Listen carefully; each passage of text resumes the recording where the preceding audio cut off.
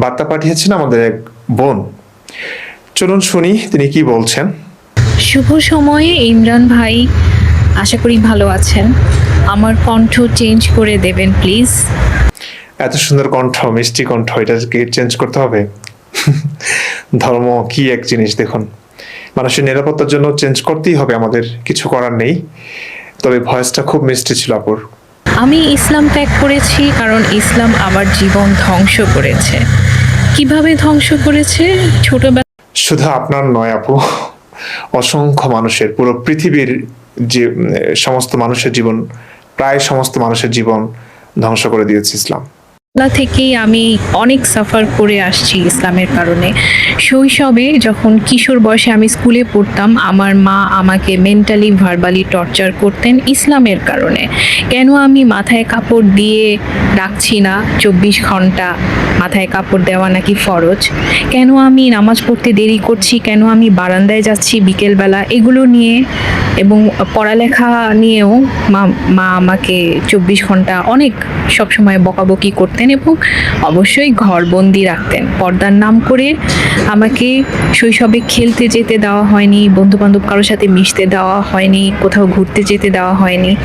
So totally ঘরবন্দি করে যদি কেউ কাউকে একদম বকাবকির উপরে রাখে কোনো ছোট মেয়েকে, তাহলে যেটা হয় সেটাই হয়েছে। ছোটবেলায় আমার মানসিক সমস্যা হয়েছিল, আমার ওসিডি হয়েছিল, আমি পড়ালেখায় কনসেন্ট্রেট করতে পারতাম না। এজন্য আমার রেজাল্ট খারাপ হয়েছিল এবং রেজাল্ট খারাপ হওয়ার কারণে আমি যখন আমাকে ছোটবেলায় বিয়ের কথা বলা হয়েছিল অনার্সের আগে, ছোটবেলায় বিয়ে দিতে চেয়েছিল আমার ফ্যামিলি ইসলামের কারণে। ইসলামেই কিছু কিছু হাদিসে তো উৎসাহ আছে, যত তাড়াতাড়ি বিয়ে দেওয়া যায় ততই নাকি ফিতনা মুক্ত হবে সমাজ, রহমত হবে। তো আমাকে ইসলামের কারণেই ছোটবেলায় বিয়ে দিয়ে আমার জীবনটাকে আরও বেশি ধ্বংস করা হয়েছে এবং আমিও ছোটবেলায় বিয়েতে রাজি হয়েছি যেহেতু আমার রেজাল্ট খারাপ হয়েছিল ইসলামের কারণে। তো আমি ছোটবেলায় অত কিছু বুঝতে পারিনি, আমি রাজি হয়েছিলাম, ভেবেছিলাম বিয়ের পরে আমি হয়তো নতুন পরিবেশে গিয়ে পড়াশোনা করতে পারবো, সেখানে আমাকে কেউ টর্চার করবে না এভাবে। কিন্তু বিয়ের পরে আমার আরও বেশি সমস্যা হয়েছে। বিয়ের পরে আমি যখন দেখলাম যে আমার হাজব্যান্ড অ্যাবনর্মাল, আমার থেকে দূরে দূরে থাকে, অন্য রুমে থাকে, তখন আমি টোটালি বিছানায় পড়ে গেলাম টেনশনে যে আমি এখন কি করব, আমার কোথাও যাওয়ার জায়গা নেই। আমি যে ডিভোর্স দিয়ে নতুন করে লাইফ লিড করব, একটা জব করে বা একটা বিজনেস করে আমি নিজের পায়ে দাঁড়িয়ে একা একা নিজের মতো থাকবো, এই সুযোগটা ছিল না, কারণ আমাকে অনার্সের আগে বিয়ে দেওয়া হয়েছে, আমার তো সার্টিফিকেট নেই। সো আমি এখন কিভাবে ডিভোর্স দিয়ে কোথায় যাব, কি করব? আর আমার ফ্যামিলিতে আমার বাবা মা তো, আমি তো আগেই বলেছি, তারা তো মেন্টালি টর্চারই করে, তারা মেনে নিবে না ডিভোর্স, আরও টর্চার করবে। এই জন্য আমি না খেয়ে শুয়ে থাকতাম টেনশনে, অশান্তিতে। 15 দিনের মধ্যে 9 দিন না খেয়ে থাকতাম, ঘুমাতাম না। বছরের পর বছর এরকম না খেয়ে না ঘুমিয়ে অনেক কষ্টে, অনেক অশান্তিতে ছিলাম এবং অনেক টর্চার তখনও সহ্য করেছি। সব দোষ নাকি আমার, নারী বিদ্বেষী বাঙালি সমাজ বুঝে নিত, মেয়েদেরই সব দোষ দেয়। তো তারপরে ইসলামের কারণে ডিভোর্স দিতে পারিনি। আমি আমার বাবাকে বলেছিলাম যে বাবা, বছরের পর বছর দেখেছি, অনেক চেষ্টা করেছি অ্যাডজাস্ট করতে, এই সংসার হবে না, সংসারের ভবিষ্যৎ জিরো, এখানে ডিভোর্স দিতে হবে, এই কিছু করার নেই। কিন্তু আমার বাবা ডিভোর্স দিতে রাজি না। এখন ইসলামে তো মেয়েদেরকে ডিভোর্স দেওয়ার অধিকার দেওয়া হয় নাই, যে মেয়েরা কোনো কারো কোনো প্রশ্নের সম্মুখীন না হয়ে নিজে স্বাধীনভাবে কোনো কজ না দেখিয়ে স্বাধীনভাবে ডিভোর্স দিতে পারবে মেয়েরা, এই অধিকার তো ইসলামে নাই। মেয়ে হিসেবে ডিভোর্স দিতে হলে ওই যে বাবার কাছে ধর্ণা দিতে হবে, বাবা যদি রাজি হয় তাহলে ডিভোর্স দিতে পারবে, আর যদি বাবা রাজি না হয় তাহলে তো শেষ। তো আমার বাবাকে বললাম ডিভোর্স ব্যবস্থা করো ডিভোর্সের, বাবা রাজি না, বাবা ডিভোর্স দিতে দিবে না।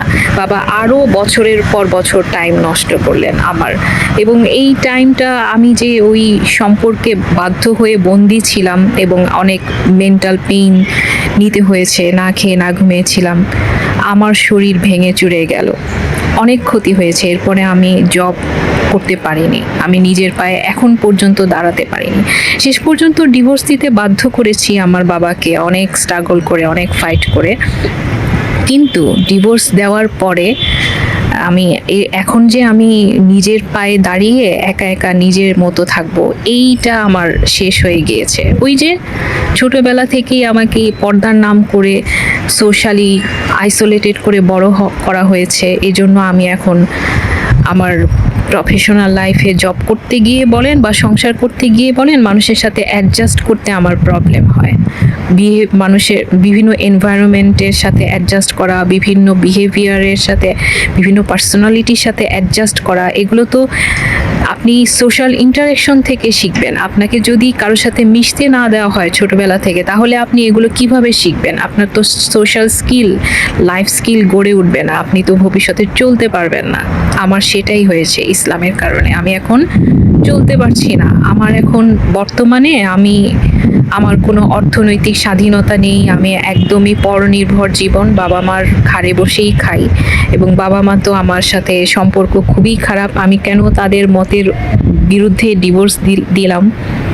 তারা বিশ্বাস করেন না বা অ্যাকসেপ্ট করেন না যে সেই হাজব্যান্ড সিক, সে অ্যাবনর্মাল, এইসব, বা তিনি সেপারেটেড থাকেন, দূরে দূরে থাকেন, এগুলো আমার কথার কোনো ভ্যালু নেই। তো ওনারা আমার সাথে, আমার ফ্যামিলির সম্পর্ক ভালো না, সো আমার কোনো ভবিষ্যৎ নেই। আমি এখনও টেনশনে ঘুমাতে পারি না যে ভবিষ্যতে আমার কি হবে। আমার বাবা মা যদি না থাকেন ভবিষ্যতে, কারোরই তো জীবন অনন্তকালের জীবন না। তো বাবা মার অবর্তমানে আমার কি মানুষের কাছে খুব অসম্মানিত, অপমানিত জীবনযাপন করতে হবে? আমার কি হবে আমি জানি না। আমি অনেক কষ্টে থাকি, অনেক টেনশনে থাকি, আমি ঠিকমতো ঘুমাতে পারি না, আমি লাইফ এনজয় করতে পারি না। আমি এখন পর্যন্ত আমি অনেক স্ট্রাগল করছি যে একটা নিজের পায়ে দাঁড়িয়ে নিজের মতো স্বাধীনভাবে লাইফ লিড করব, এটা এখন পর্যন্ত আমি করে উঠতে পারিনি, লাইফকে গুছিয়ে উঠতে পারিনি। একটা বিয়ের পাত্রও পাই না, আমার কোনো সংসারও নেই, আমার কোনো জবও নেই, আমার কিছু নেই আমার লাইফে, আমার পরিবারও নেই আমার পাশে, আমার চাকরি বাকরি ব্যবসা কিছু নাই, আর আমার কোনো বিয়ে, সংসার, স্বামী, বাচ্চা কিছুই নেই। আমি টোটালি একা, পরনির্ভর, পরজীবী একজন মানুষ।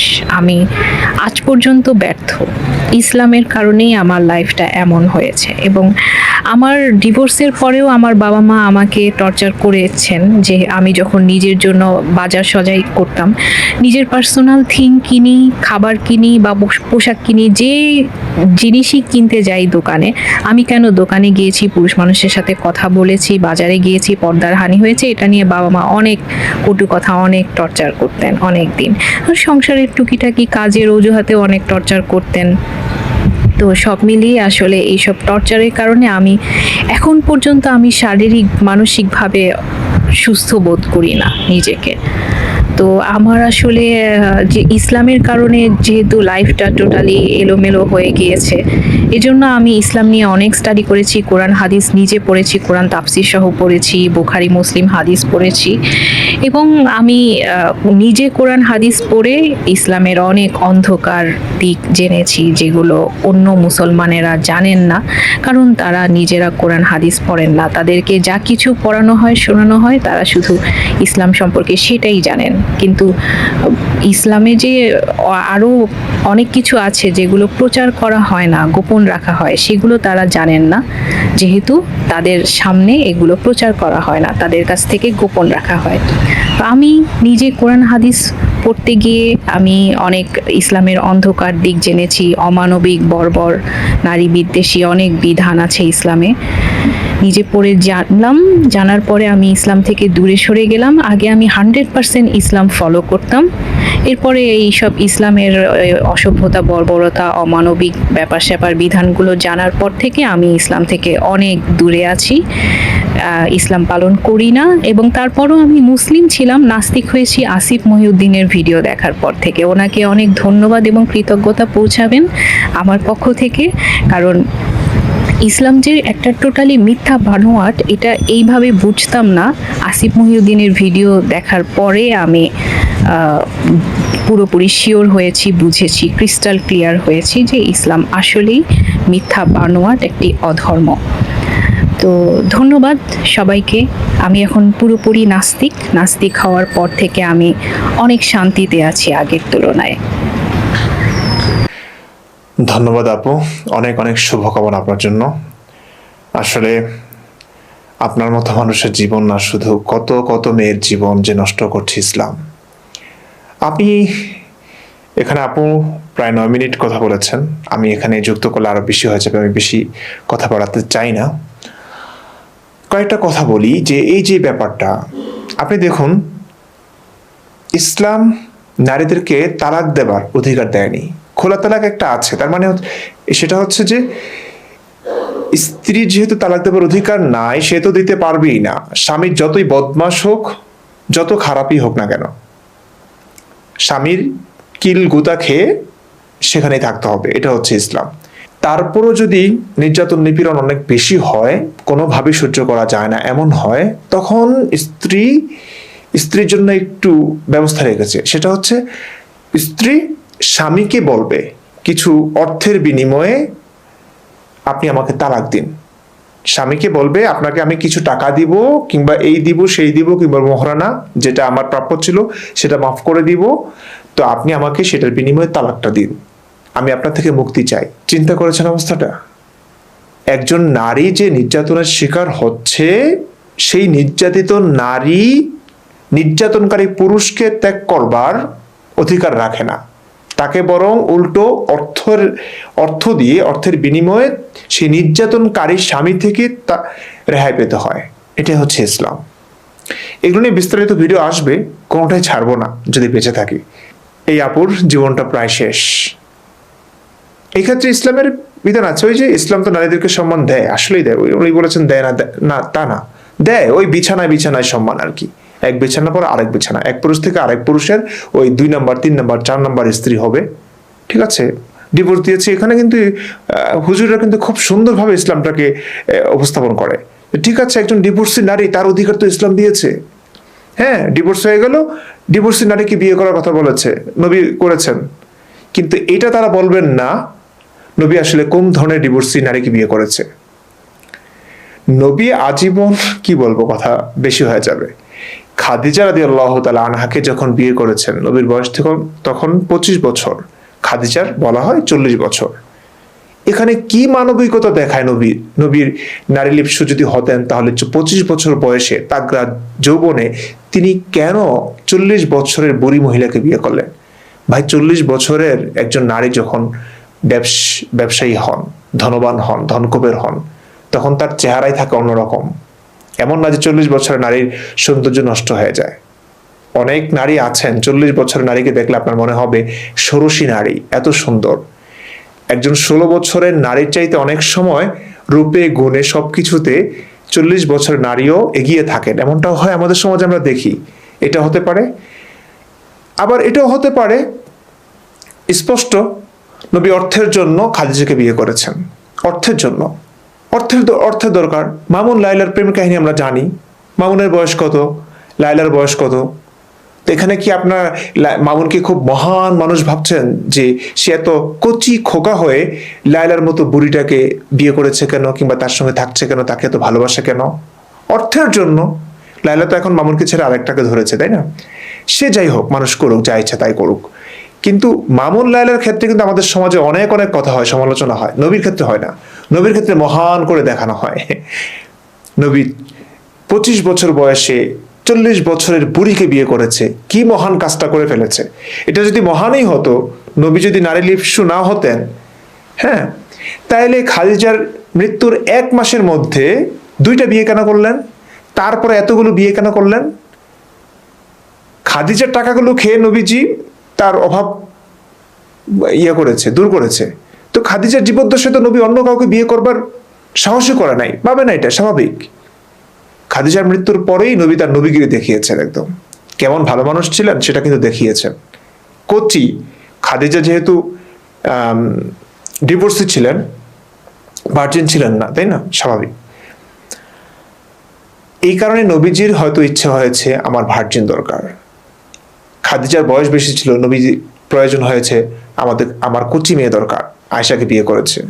53 বছর বয়সে 6 বছরের আয়েশাকে বিয়ে করেছে, 9 বছর বয়সে সহবাস করেছে, তাই না? জানেন। হাফসাকে বিয়ে করেছে, কত বছর ছিল? 14 বছর বয়স। এগুলো তো কমই, 18 বছরের। তখনকার 18 বছরের মেয়েও ওই হয়তো কারোর সঙ্গে বিয়ে হয়েছে, ছাড়াছাড়ি হয়ে গেছে, তাকে বিয়ে করেছেন। তো এগুলো আলেমরা ভিন্নভাবে উপস্থাপন করে। তো যা হোক, এখানে বলবে যে আলেমরা বলবে ডিভোর্সি নারীকে তো ইসলাম বিয়ে করবার কথা বলে, নবীজি করেছেন, বাহ কি সুন্দর ইসলাম না? হ্যাঁ, ডিভোর্সি মেয়েটাকে বিয়ে করবে, আরেকজনের 3টা বউ আছে, 3জন স্ত্রী আছে, 4র্থ নম্বর স্ত্রী হওয়ার জন্য বলবে যে আমার 3টা আছে, আরেকটা তো মানে খালি আছে, তো এখন তুমি তো ডিভোর্সি, চলো তোমাকে বিয়ে করি। তুমি তো অসহায়, তোমাকে কোনো ভালো ছেলে, ভার্জিন ছেলে বিয়ে করবে না, আমার কাছে আসো। এই হচ্ছে সম্মান। এগুলো একটু ভিন্নভাবে প্রচার করে তারা, কোনোভাবেই মানবিক না ভাই। আমরা ইসলামের শত্রু হতে যাব কেন? আমরা মুসলিমদের শত্রু হতে যাব কেন? নিজ ধর্মকে কে না ভালোবাসে, ভালোবাসতে চায়, ভালোবাসার কিছু না থাকলেও জোর করে ভালোবাসতে চায়, কারণ অনেক কিছু হারাতে হয়। কিন্তু কোনোভাবেই যখন মানা যায় না, কোনোভাবেই যখন মানা যায় না, অনেক সাহস সঞ্চয় করে আমাদের বলতে হয় যে আমাদের নিজ ধর্মটাকে আমরা ঘৃণা করি, আমাদের নিজ ধর্মটা মিথ্যা, যেখানে আমরা জানি যে সবকিছু হারাতে হবে, পরিবার, পরিজন, আত্মীয় স্বজন, আশেপাশের সমস্ত মানুষ, বন্ধু বান্ধব, বাবা মা, সবকিছু হারাতে হবে। তারপরেও তারা বলে যে ইসলামটা ত্যাগ করেছে আমি।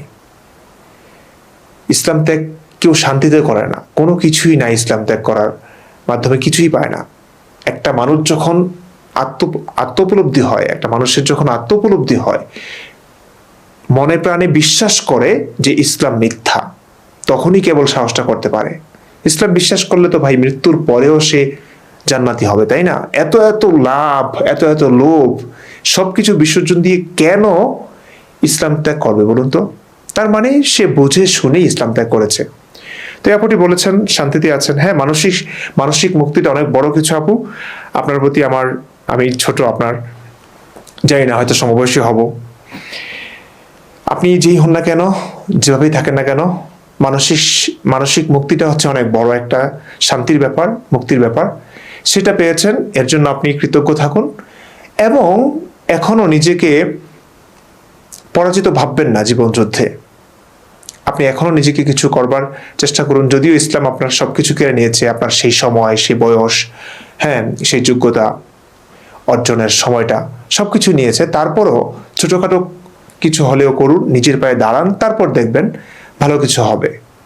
পাশে কেউ না থাকলেও আপনি নিজে চলাফেরা করতে পারবেন। বাবা মায়ের ওপর বোঝা হয়ে থাকাটা মেয়েদের জন্য খুব কঠিন। ছেলেদের জন্য, মেয়েরা সত্যিকার অর্থে মেয়েরা মানে বাবা মায়ের সবকিছু আছে, খুব ভালোভাবে রাখছে, তারপরেও ওই যে বোঝা হয়ে আছে। আর আমাদের সমস্ত এরকমই। একটা মেয়ে যখন স্বামী সংসার ছেড়ে বাবার বাড়িতে আসে, বাবার সামর্থ্য থাকলেও, এই মেয়েটাকে খাওয়ানোর পড়ানোর সামর্থ্য থাকলেও কিন্তু ওই যে বাঁকা দৃষ্টিতে দেখবেই যে মেয়েটা আমার কাছে বোঝা হয়ে আছে। আর সমাজ তো আছেই, 5 কথা শোনাবার জন্য। তো সেই সমাজের ভয় হলেও বাবা মায়েরা আসলে সাপোর্ট দিতে চান না। তো এক্ষেত্রে বাবা মায়েদের প্রতি আমি বলবো, আপনার মেয়েটা ডিভোর্সি মানেই কিন্তু এই মেয়েটা খারাপ নয়। এমনও হতে পারে, এবং এমনটাই হয় অনেক সময়, যে স্বামীটার দোষ ছিল, স্বামীটার সমস্যা ছিল। তো স্বামীটার সমস্যার কারণে মেয়েটা তাকে ছাড়তে বাধ্য হয়েছে, ডিভোর্স দিতে বাধ্য হয়েছে, কিংবা তার সংসার ত্যাগ করতে বাধ্য হয়েছে। আপনার দরকার এই মেয়েটাকে আপন করে নেওয়া, এই মেয়েটাকে সান্ত্বনা দেওয়া। এই মেয়েটা এমনি অনেক কিছু হারিয়েছে, অথচ আপনি সান্ত্বনা না দিয়ে আপনি সেই পুরুষটার পক্ষ হয়ে কথা বলছেন, আপনার মেয়েটার বিরুদ্ধে যাচ্ছেন। আপনার মেয়েটাকে আপনি বোঝা মনে করছেন। এটা করবেন না। অনেক কিছু বলবার থাকে না মেয়েদের, লজ্জায় বলতে পারে না, বাবা মাকে বলতে পারে না কি সমস্যা ফেস করছে তারা। কিন্তু কোনোভাবেই যখন সংসারটা টিকিয়ে রাখা সম্ভব হয় না, তখনই একটা মেয়ে সংসার ছাড়ে। আমার কাছে মনে হয় ব্যতিক্রম কিছু মেয়ে থাকতে পারে, অধিকাংশ মেয়েদের ক্ষেত্রে এমনটাই হয়। তো সে মেয়েটা যখন কোনো কারণে সংসার ছেড়ে আসে, তাকে লুফে নিন, তাকে ভালোবেসে আপন করে নিন। এই মেয়েটা বোঝা, এরকমটা ভাববেন না। ভালো থাকুন, সুস্থ থাকুন। অনেক কথা হয়ে গেছে, আর বাড়াতে চাই না। ধন্যবাদ ভিডিও দেখার জন্য।